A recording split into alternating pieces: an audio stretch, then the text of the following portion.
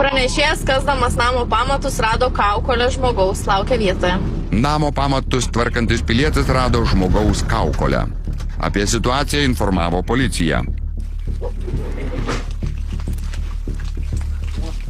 O, tikrai žmogaus. Aš žinau, čia galvoju, kad čia akmonų.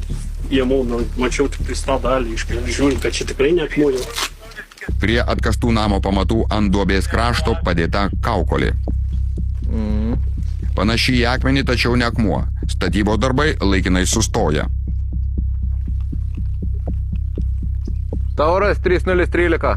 Pareigūnas užfiksuoja radinį ir kviečia ekspertą. Atsiųskite ekspertą į įvykį vietą.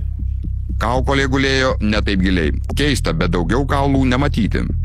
Daugiau jokių, nepalaikų nieko neradot. Kol kas da ne. Tokia pusė jos atrodo. Ne pusė. Kairė žandikaulio nėra. Kairio žandikaulio nėra.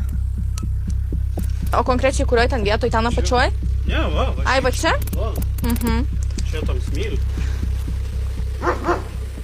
Netrukus įvykio vietoje pasirodo ekspertas.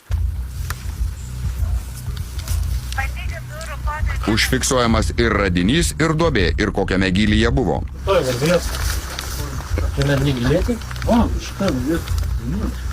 Matavom 70 cm. Kaukolė keliauja į dėžę ir bus vežama į laboratoriją.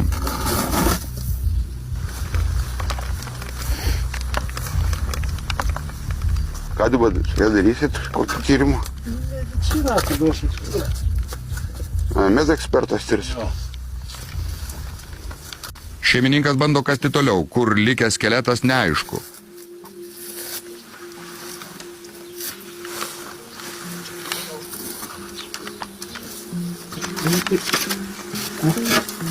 Čia jau akmuo. Tai irgi buvo turbūt. Bet čia gal tikrai akmuo. Čia jau akmuo. O taip iš šodo pabandyk. Va.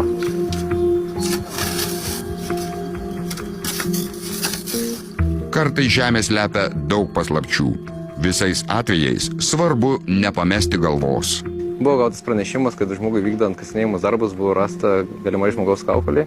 Atvykus į įvykių vietą nustatyta, kad tai tikrai žmogaus kaukolė, kuri gali būti iki 80 metų senumo. Kaukolė buvo supakuota iš šitą ekspertizę. Bus pradėtas ikiteisminis tyrimas mirties priežasčiai nustatyti.